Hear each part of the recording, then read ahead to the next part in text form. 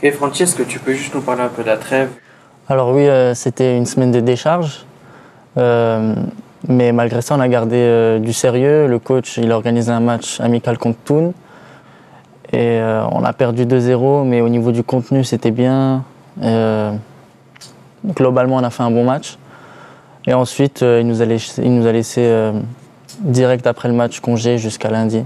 Et aussi, toute cette semaine, on s'était préparé contre Ville, vu que Thun y jouait en 4-4 de losange aussi. Alors c'était une bonne préparation pour nous. Et Ville, ils ont que 4 points, mais le coach il nous a dit tout de suite qu'il ne fallait pas sous-estimer. Et on a travaillé toute la semaine et ce match il est important pour nous.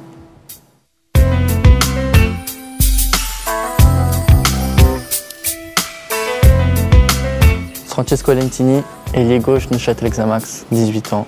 La causerie, épisode 6. Question de Isaac. Quand as-tu commencé le foot et peux-tu nous raconter ton parcours? Alors, moi j'ai commencé le foot à 4 ans, je crois, au FC Zuribienne. Et le FC Bienne, à l'époque, il faisait des sélections, il prenait les meilleurs joueurs des petits clubs de la région. Et les premières sélections, moi j'étais pas pris. Jusqu'au dernier en fait. Vraiment la dernière année, j'étais le dernier à aller. Mais j'ai fait que 3-4 ans là-bas. Et ensuite, le FC Bienne, le partenariat avec Xamax, je suis allé. Et il y a eu des agents, tout ça, qui m'ont vu un petit peu et qui voulaient que j'aille à Getse, à Grasshopper. Alors, j'ai vu ça comme une opportunité. Et je suis revenu à Xamax en U19 et franchement le directeur sportif à l'époque il m'avait super bien accueilli, tout le monde a été top et j'ai dû faire mes preuves pendant 6 mois. Je suis arrivé en janvier, pendant 6 mois j'ai fait le championnat avec les U19, j'ai marqué, j'ai fait mes preuves quoi.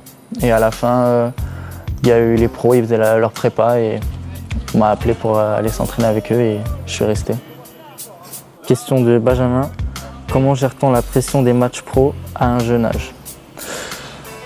Pas facile, surtout moi j'avais 17 ans, mais je tiens à dire aussi, on m'a pas jeté dans le grand bain tout de suite. J'ai fait d'abord une petite entrée en coupe, ensuite une petite entrée en championnat et après l'équipe allait un peu moins bien et j'avais fait des bonnes entrées. Et il y a eu ce match où j'ai dû jouer titulaire contre Vaduz et là j'avoue j'avais un peu de pression mais j'étais sûr de moi. Il y a aussi les coéquipiers qui avaient de l'expérience, qui m'ont beaucoup aidé, qui m'ont conseillé, le coach aussi à l'époque et j'essaie de garder ça pour tous les matchs que je joue jusqu'à aujourd'hui. Alors maintenant tu as un peu moins de pression parce que tu as un peu plus d'expérience. Et surtout, tu as une routine de travail dans les matchs et tu prends chaque match au sérieux, bien se préparer. Et ensuite, quand tu arrives sur le terrain, c'est un peu plus facile.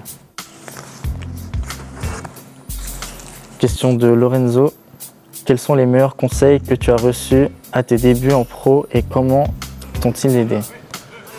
Le meilleur conseil, c'est quand un ancien ou quelqu'un d'important vous dit « relâche-toi ». Il ne faut pas prendre ça comme une pression, il faut le public, les enjeux, il faut prendre ça plutôt comme une motivation et ça doit booster. Question de Tim.